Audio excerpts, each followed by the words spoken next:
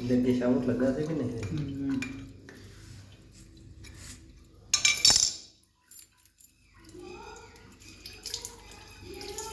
ਠੀਕ ਹੋ ਗਿਆ।